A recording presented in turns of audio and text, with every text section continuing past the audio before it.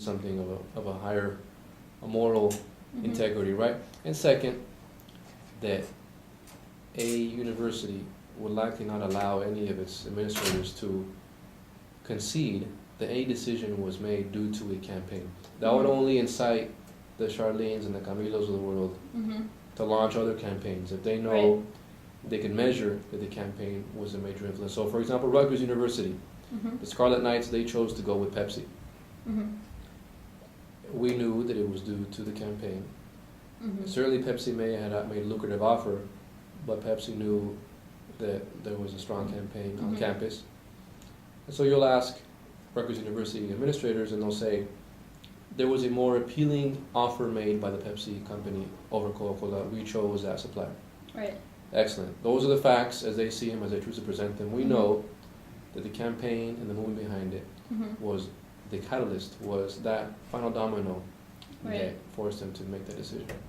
So there are many campaigns that are happening right now to remove Coca-Cola from their campus, and Stony Brook is just one of them. Do you think that in the future, with these campaigns to remove Coca-Cola from campuses, that this is going to eventually get Coca-Cola to change its policies with the union members in Colombia? Nothing else will, Okay. I believe. The fact that we've tried to engage the Coca-Cola company on many levels, locally, regionally, nationally, now internationally, and that Coca-Cola has first replied with issues ranging from, we can't control it. It's third parties, it's part of our supply chain, we can't tell them what to do, which we know is false, due to franchising and ownership of these bottlers. To even going to the extreme of saying that Colombia is a violent place, that Colombians are violent by nature, which they said once at the University of California at Berkeley. Are points that are not only offensive but irresponsible. Right, of course. And more commonly saying that, in fact, that this doesn't affect them. And they have the right to continue their own public relations line.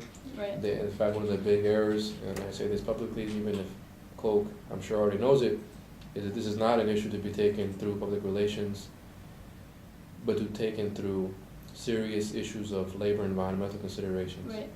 And that Coca-Cola knows better than anyone else, and certainly we should know as consumers, that the number one product is their image.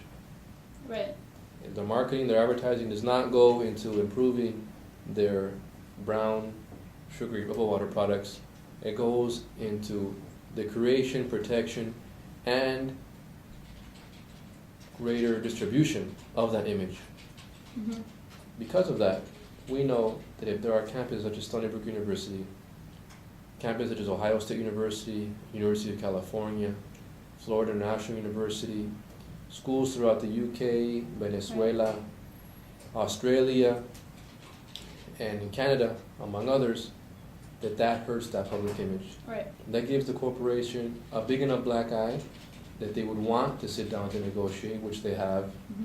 So far fruitless, but recognize that there is a power that we hold, that they cannot continue to run rampant throughout other communities, exploiting the communities, workers, environment, natural resources, without also having their day of reckoning.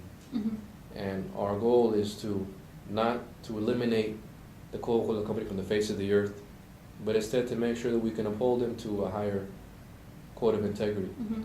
Universities have a key role in that they're major consumers and contract partners with these companies, and have their own indirect and direct autonomy over what contracts they maintain.